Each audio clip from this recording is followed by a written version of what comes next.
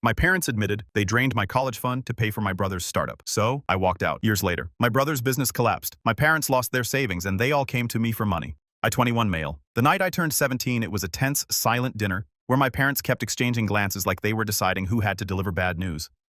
The food was burnt on the edges and cold in the middle. Mom had been distracted for weeks, whispering with Dad in the kitchen, going quiet whenever I walked in. I figured maybe they were planning something, maybe finally getting me that welding certification course I'd been asking about. They weren't. After dinner, Dad cleared his throat. "Billy, we need to talk. Come sit in the living room." My older brother Noah was conveniently missing. He'd had plans according to Mom. I sat down on the couch. Dad was in his recliner. Mom was sitting next to him picking at her cuticles. Neither would look me in the eye. Mom said they needed to be honest with me that my college fund, the one Grandpa set up before he died, the one that was supposed to have about $18,000 in it by now, was gone. I paused.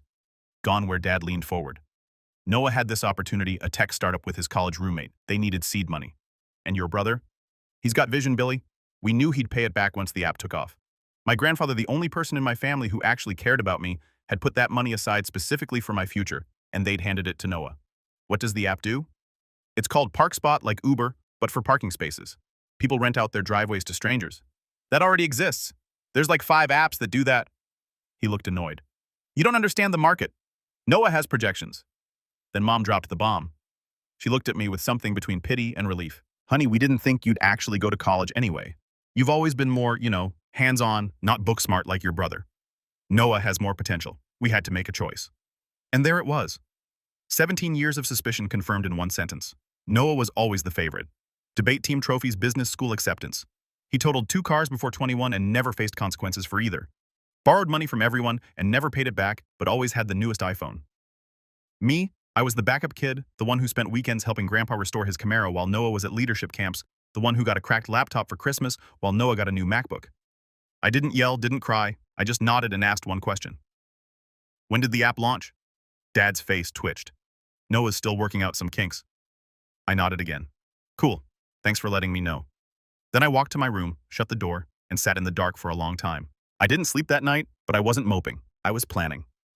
I sat at my desk until 3 a.m., with the notebook doing the math on what it would take to survive. I'd been researching welding programs for months, not college trade school. The kind of education that leads to actual jobs with actual paychecks, not just debt. A decent welding certification program cost about $8,000 for tuition and fees. Tools and equipment, another $2,000 minimum. Certification tests were a few $100s each. I had maybe $450 saved from odd jobs, so I needed roughly $10,000 in the next year and a half while finishing high school while living with people who just told me I wasn't worth investing in. The next morning, I walked into Peter's auto body, 3 blocks from our house. Peter Holland Beck was a vet in his 60s with oil permanently stained into his hands and zero patience for excuses. Once, when I was 15, he'd let me watch him straighten a frame on a wrecked F-150, explained his process. That stuck with me. I walked up to him while he was wiping down a fender. I need a job. Part-time weekends, whatever. I'll sweep floors, clean toilets, whatever you need. He looked me up and down, took in the dark circles under my eyes. Why is a kid your age so desperate for work on a Saturday morning? My family bet my future on my brother. Now I got to build my own. He stared at me for a long moment, then nodded. $7 an hour. You mess up, you stay until it's fixed. No whining. When do I start now? Room's in the back. I started that afternoon. The first few months were brutal.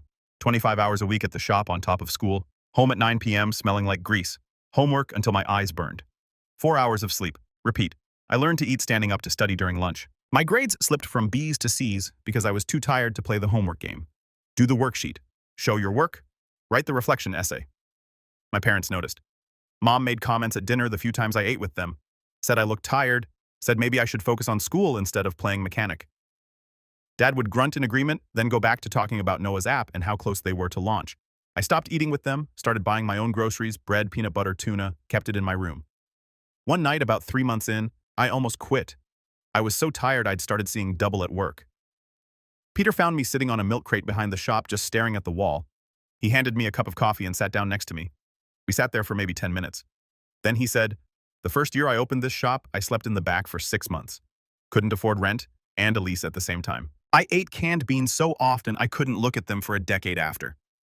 I listened, but I built something and nobody could take that from me. I finished my coffee, went back to work, didn't quit. Peter was the one good thing about that time. He was the first adult who actually treated me like I had potential. When I showed interest in the welding equipment in the back of his shop, he didn't brush me off. He started teaching me basic stuff at first: how to read a weld bead, how to prep metal so the weld would hold, how to not set yourself on fire, which is harder than it sounds. By month 4, he bumped me to $9 an hour. Said I was the hardest working kid he'd seen in 20 years. Said I reminded him of himself at that age. He started giving me more responsibility: customer intake reading, repair estimates, the difference between a car worth fixing and a money pit. One evening closing up, he asked about my family. I gave him the short version. Parents played favorites. Brother got everything. I got told I wasn't worth it. He was quiet, then told me his old man was a mean piece of work who said he would end up in prison or dead before 30. Peter joined the Marines at 18 to get away, came back from Vietnam, and started this shop with his service benefits. His dad died never admitting he was wrong, but he built a good life anyway. I thought about that a lot. Around month 5, I met Darnell, journeyman welder in his early 30s who rented base space at Peter's for side projects. Built like a linebacker, always had a beat-up thermos of coffee, had a way of explaining technical stuff that actually made sense. He talked about pipeline jobs that paid $40 an hour, plus per diem underwater welding gigs that paid 6 figures if you had the certification and the nerve. One evening, I was practicing on scrap metal after closing. Darnell came around the corner and watched. After a minute, he asked if I wanted some pointers. We talked for 2 hours about building a career, what it meant to have skills people actually needed. Over the next year, he became something like an older brother. He'd check on my progress, give me tips on certification exams, let me shadow him on side jobs. When I passed my first AWS test, he took me out for burgers. Between him and Peter, I got something I never had at home: people who actually believed in me. Meanwhile, at home, Noah's revolutionary app still hadn't launched, but somehow that didn't stop him from needing more money. 8 months into my grind, I came home from work to find Noah's BMW in the driveway. It was leased. Dad had co-signed, but Noah acted like he'd earned it himself through sheer force of hustle and genius. He was home from college for spring break, which usually meant he needed something. I tried to slip past the living room covered in shop grease and not in the mood for whatever performance was about to happen, but Mom intercepted me in the hallway. She had that hopeful look on her face. She said Noah wanted to talk to me about something. Noah was lounging on the couch in salmon shorts and boat shoes. March. Still 40 degrees outside. He grinned when he saw me. "Little bro, you look like you crawled out of an engine block." "That's because I did." He laughed, then got straight to the point. "So the app's hitting some unexpected costs. We need another $15,000 to get to launch." He leaned back all casual. "Mom and Dad are tapped out, but they mentioned you've been saving up for trade school or whatever." I stared at him. "Number." His smile didn't budge. "Come on, Billy. Think of it as an investment. I'll triple whatever you put in. 5% equity. You'll thank me in 2 years. The money's for my future, not your app." The mask slipped. Something ugly showed through. He leaned forward. "You know how much I've done for this family, the stress I'm under, and you're sitting on a few grand playing grease monkey while I'm trying to build something real." I stood up. "Get the money from your investors or the credit cards Dad's paying the minimums on or the retirement fund you already drained. You ungrateful little, we're done here." I walked past him and Mom. I went to my room, locked the door. That night, I could hear them talking downstairs. Voices raised something about me being ungrateful, something about how they handled me wrong when I was growing up. I put in earbuds and studied for my certification exam. Noah went back to college without saying goodbye. Fine by me. But a week later, I got a call from my credit union. Someone had tried to access my savings account online using my social security number. The attempt was blocked because they couldn't answer the security question. The security question was the name of my first pet, a goldfish named Rocket that died when I was 7. Noah had been in the room when I set up that account 2 years earlier. The bank flagged it as potential identity theft, asked if I wanted to file a report. I did. The detective who called me back said, without concrete proof of who made the attempt, there wasn't much they could do. The login came from a VPN. Could have been anyone, but I knew Noah had tried to steal from me twice now. First the college fund through our parents, now directly. I changed every password I had set up, 2-factor authentication, on everything, moved my money to a different bank across town, one I'd never mentioned to anyone in my family, changed my security questions to things nobody could guess. Then I went a step further. I pulled my credit report and put a freeze on it. If Noah or anyone else tried to open accounts in my name, they'd hit a wall. After that, I stopped speaking to him entirely, stopped pretending we could have a normal relationship. When he texted me about coming home for Easter, I didn't respond. When Mom asked why I was ignoring my brother, I told her I wasn't. I just didn't have anything to say to him. The next 6 months tested everything I had. I turned 18 in April, walked into the community college financial aid office, and enrolled in the evening welding program, $8,200 for tuition and fees paid with a cashier's check from my savings. Watching that money leave my account physically hurt, but it was mine. Peter gave me a raise when I told him I was starting the program, said he'd work with my schedule however I needed. Darnell sold me his old welding helmet for $50 when retail was $200, threw in gloves and practice rods for free. My schedule became inhuman. School from 7 a.m. to 2:30, work at Peter's from 3:30 to 8, welding classes from 8:30 to 11, home by midnight, 4 hours of sleep if I was lucky. I stopped going to family dinners entirely, stopped responding to mom's guilt trip texts, stopped pretending. My parents noticed. One night, Dad cornered me in the kitchen. I was making a peanut butter sandwich at 11:30 p.m., dead on my feet. "You've been real disrespectful lately." Arms crossed full lecture mode. "Tearing this family apart. After everything we've done for you, you can't even show a little gratitude." I set down the knife. "What exactly have you done for me?" he sputtered. "The roof over your head, food on the table, clothes on your... That's what parents are supposed to do. You don't get credit for meeting the bare minimum." His face went red. "Don't you talk to me like that. I've been working 50-hour weeks since I was 17. Everything I have I earned." I picked up my sandwich. "I'm done pretending we're a happy family." I walked past him to my room. That night, I started looking at apartment listings. 2 weeks later, I found one a studio above a laundromat on the rough side of town. $450 a month, utilities included. The carpet was stained, the walls were thin. I told the landlord I'd take it paid first and last month with cash, didn't put any family members as emergency contacts, used Peter's number instead. I moved out on a Saturday morning while my parents were at Noah's college graduation. The house was empty when I loaded up. Quiet, no lectures, no guilt trips. I loaded everything I owned into my truck in 3 trips.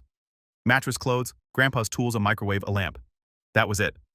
I did one final walkthrough of my room. 17 years, and it took 40 minutes to erase every trace of myself. I left my house key on the counter, didn't leave a note. The first month in that apartment was rough. The heater barely worked. The neighbors upstairs had a baby that cried at 3 a.m. The laundromat below ran industrial dryers until midnight, which meant my floor vibrated constantly. The hot water cut out every morning around 6, so I learned to shower fast. The lock on the main door was broken for 2 weeks before the super fixed it. I slept with a bat next to my bed just in case, but I made it work. Bought a fan for white noise, hung blankets over the windows to block the streetlight, found a used futon on Craigslist for $40, and dragged it up 3 flights by myself. Every night, I'd come home exhausted, eat something cheap, study for an hour, fall asleep to the sound of dryers below, and every morning I'd wake up knowing I didn't owe anyone anything. Mom called the night I moved out, voice shaking with fury. Said I was being dramatic, said I'd come crawling back when I realized how hard the real world was. I told her I'd been living in the real world for 2 years already, then I hung up. The next 2 years were a blur of progress. I finished my welding program with top marks. Passed my AWS-D 1.1 structural certification on the first try, then 6G pipe, then TIG for aerospace work. Each test was another tool in the box. The 6G test almost got me hardest position in pipe welding. You're working overhead, upside down, sideways, all in one continuous bead. The inspector watched the whole time, didn't say a word. When he finally signed off, I sat in my truck for 10 minutes. Darnell connected me with a foreman named Big Jim at a structural steel company staffing up for a hospital expansion. Big Jim was the kind of guy who cared about one thing. Could you lay a clean bead under pressure? I demonstrated on a test plate. He hired me on the spot, $24 an hour to start. It felt like I'd won the lottery. I went back to Peter's shop that weekend to tell him I was leaving, thought he might be upset. Instead, he shook my hand and said to come back when I was ready to buy the place. I laughed. He didn't. The work was brutal. Climbing scaffolding in 100-degree heat.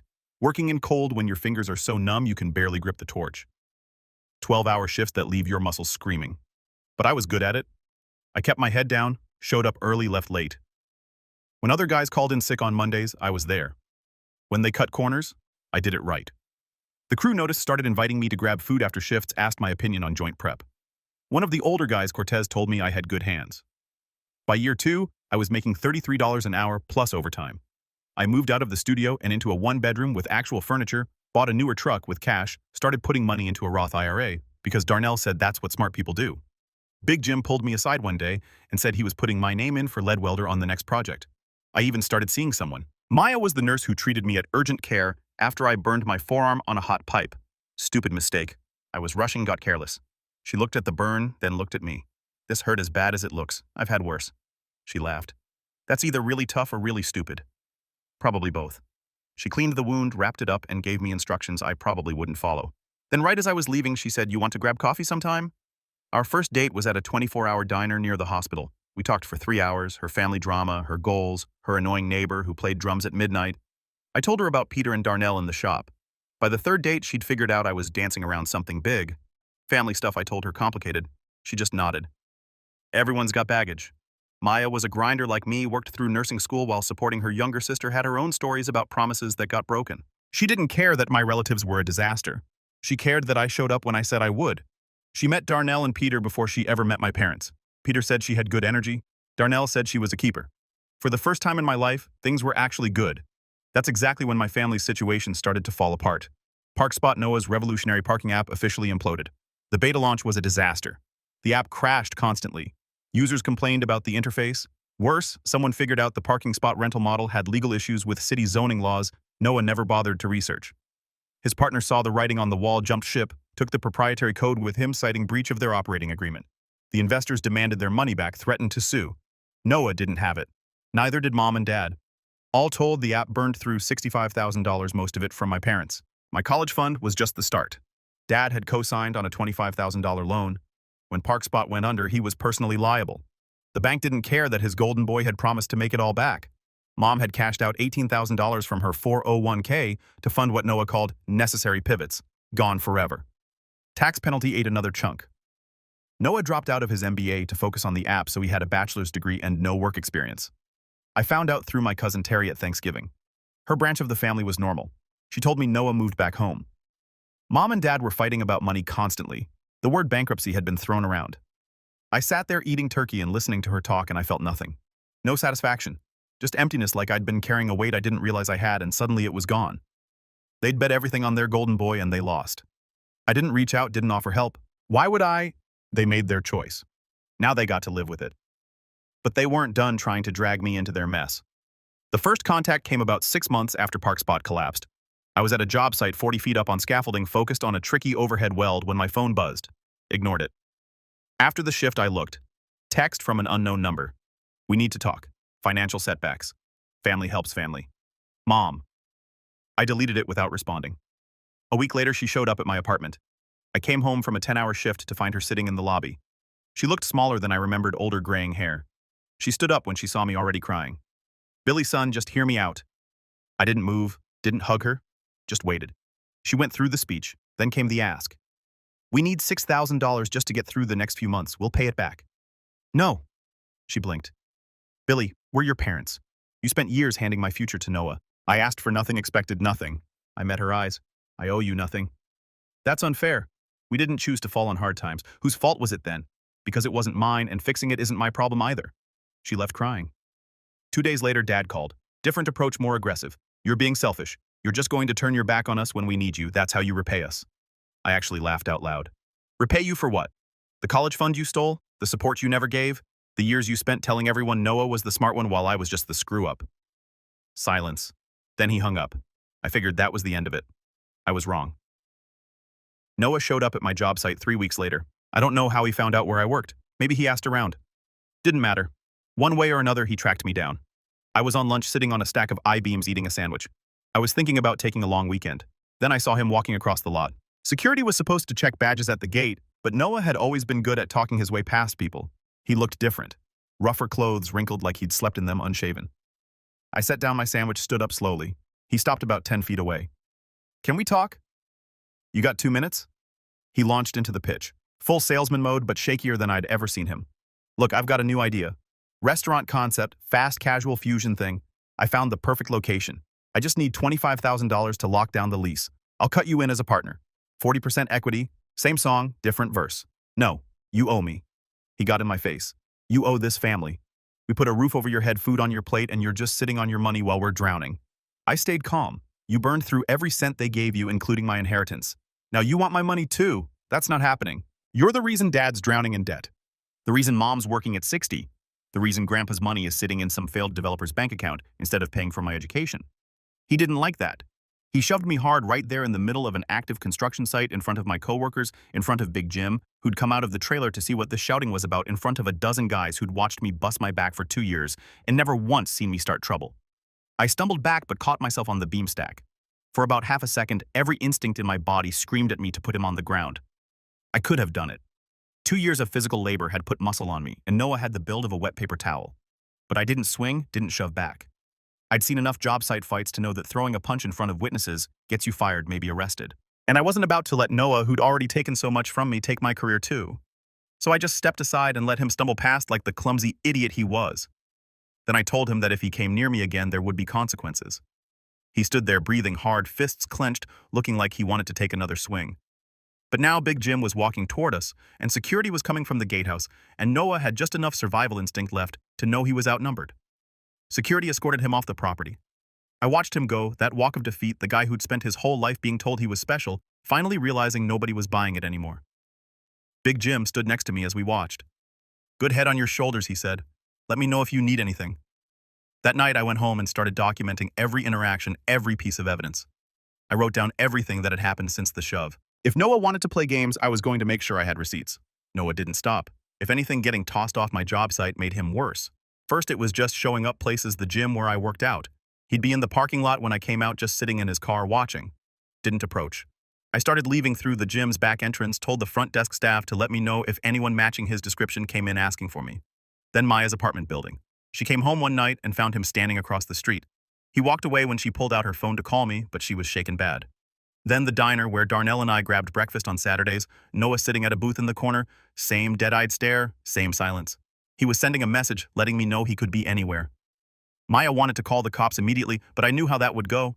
He hadn't technically threatened me, hadn't touched me since the job site. The cops would take a report, tell me to be careful, and nothing would happen until he actually did something.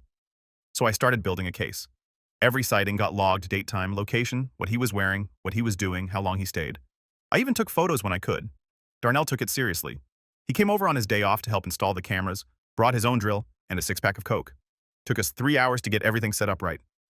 The security cameras were cheap ones from Amazon, but they recorded in 1080p and uploaded to cloud backup automatically motion activated.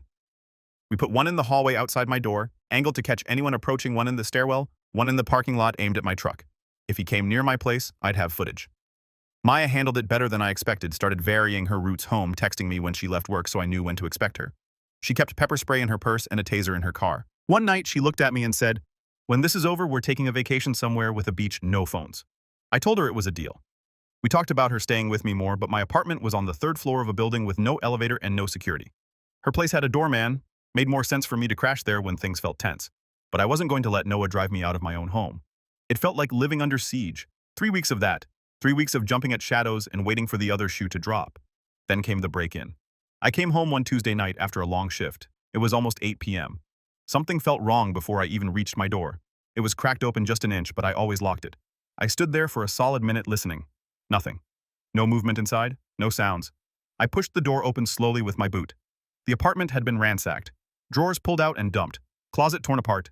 Clothes everywhere. The small fireproof safe I kept under the bed, the one Grandpa had given me, had been dragged into the middle of the room and pried open with what looked like a crowbar. The lid was bent and scarred. Inside, nothing. Social security card, birth certificate, the title to my truck, all gone. I walked through the apartment, checking corners. Nobody there. The window was still locked from the inside. The back door hadn't been touched. Whoever did this came through the front. I knew who did it.